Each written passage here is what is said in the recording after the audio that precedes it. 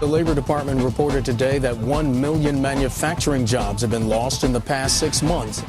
I mean, there's nothing wonderful about manufacturing jobs. Manufacturing isn't going to pick up until automotive and housing start to pick up. Manufacturing fell for a 13th straight month. Do you think that unions had anything to do with the destruction of manufacturing jobs? It is cheaper to manufacture things in China than it is to manufacture things in the United States.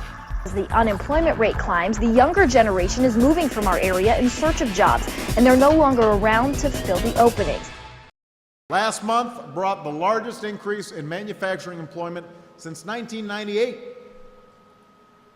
Strongest growth in manufacturing in 12 years. The question is now, how do we keep that momentum going? How do we keep adding more and more jobs?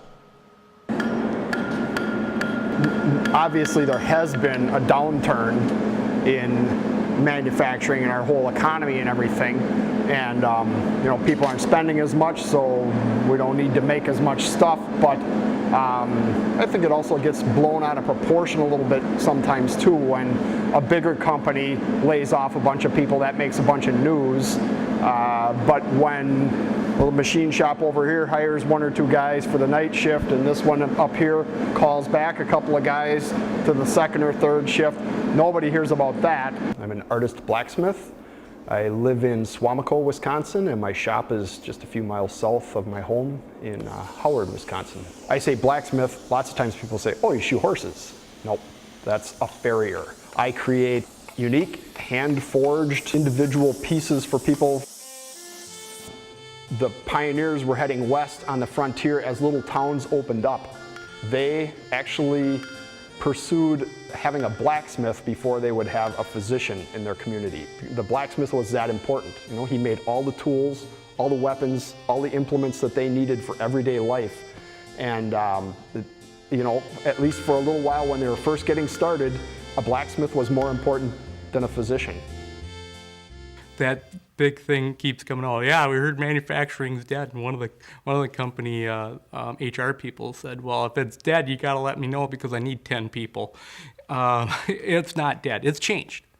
The market has changed. Mr. Whipple, please don't squeeze the Charmin. Everything that you touch, unless you're living out in a cave somewhere, everything you touch has been manufactured. When the media or the public debate arises around the demand for more jobs, I think what they're really doing is they're reflecting the fact that the old style jobs are going away.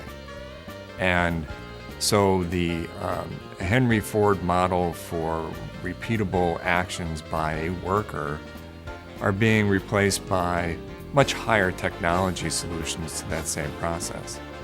That higher technology requires a significantly different worker. The much bigger problem is the lack of qualified workers. We have jobs. I can document jobs all over the place.